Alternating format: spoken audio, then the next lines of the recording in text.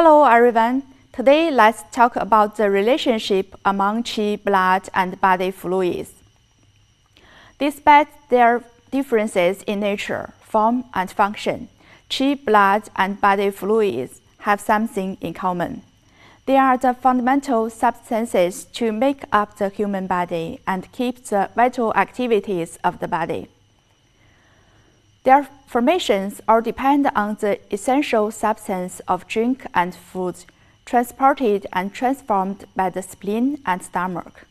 As for their physiological functions, they depend on each other and utilize each other. So there's a close relationship among qi, blood, and body fluids under the circumstance of both pathology and physiology. Qi and blood are closely related to each other, particularly in their production, circulation, and distribution. Their correlation is usually expressed as qi is the commander of blood and blood is the mother of qi. Qi is the commander of blood implies the following 3 points. Qi is the dynamic force for the production of blood. The formation of blood depends on qi and its functional activities. Nutritive qi and body fluids. The main components of blood originate from the essence of drink and food, transported and transformed by the spleen and stomach. The conversion of food to food essence, then to nutritive qi and body fluids, and finally to blood, all depend on the changes of qi movement. The abundance of qi leads to the strong functions of producing blood, while insufficient qi results in deficiency of blood. Qi also the dynamic force for the circulation of blood. Blood can't circulate by itself.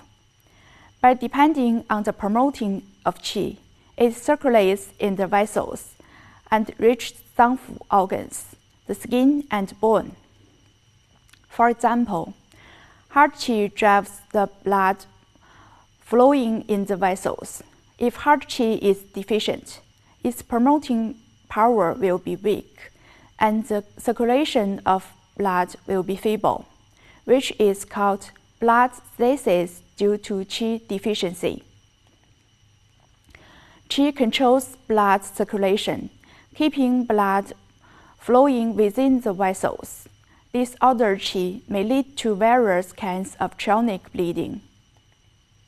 For example, when blood flows with the ascending of qi, it will be manifested as flushed face, headache, nosebleed, reddened eyes, and so on. When bleeding follows the excessively downward qi, it will lead to bloody stool. If the functional activities of qi are disordered, blood will circulate with the ascending, descending, inward, and outward qi. Therefore, the herbs for balanced movement of qi will be helpful for the treatment of blood circulating disorder. Blood is the mother of qi implies the following 2 points. Blood is the carrier of qi. Qi can exist in the human body when it's attached to blood or body fluids, so great loss of blood may lead to shock. Blood implies qi with food energy, so blood deficiency also results in deficiency of qi. Qi belongs to yang, while fluids belong to yin, and the relationship between qi and body fluids is virtually identical with the relationship between qi and blood.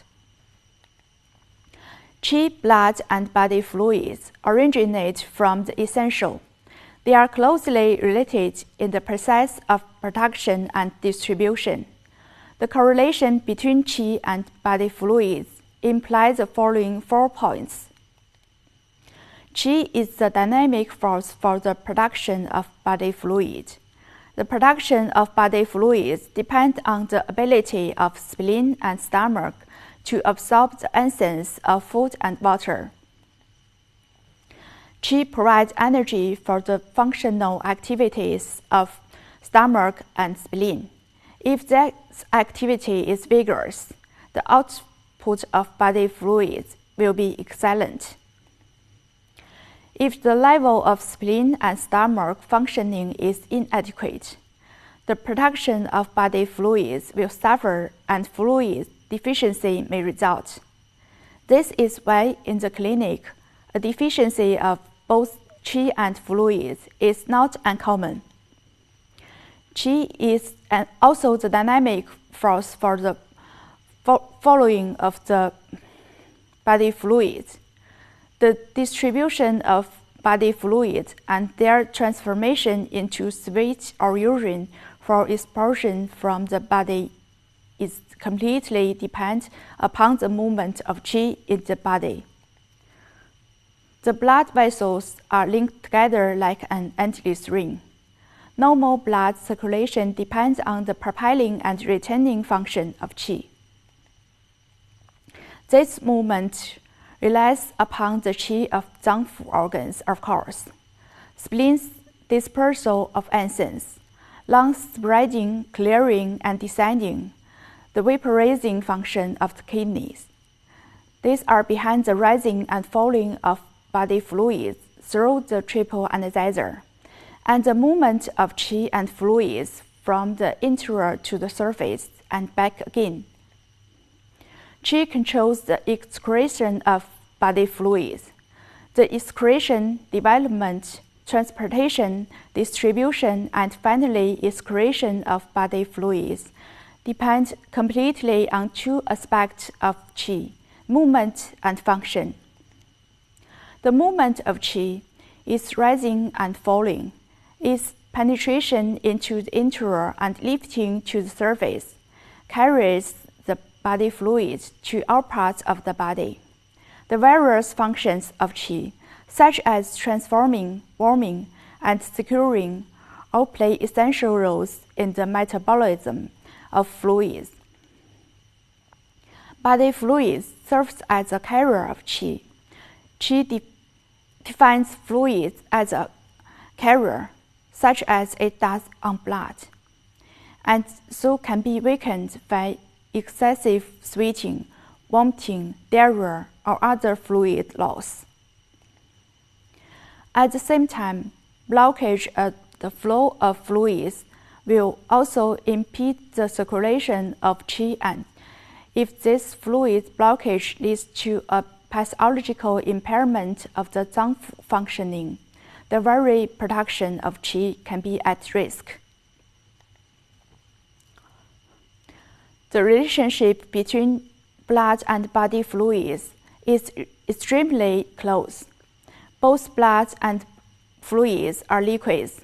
Both can travel together within the vessels, and both function as moistening and nourishes.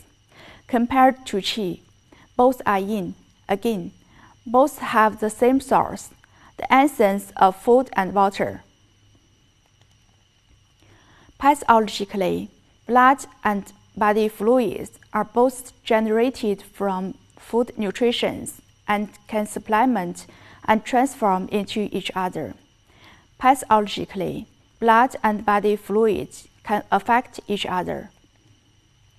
For example, patients with excessive bleeding usually have symptoms of dry mouth, dry throat, scanty urine, or dry skin due to deficiency of body fluid. Clinically, patients with severe loss of blood should avoid diaphoresis because profuse sweating consumes body fluid and further aggravates the deficiency of blood. And patients with severe body fluid loss caused by severe sweating or vomiting or diarrhea should not be treated by blood-consuming therapy to avoid further damage to body fluids. Okay, that's all for today. See you. Bye.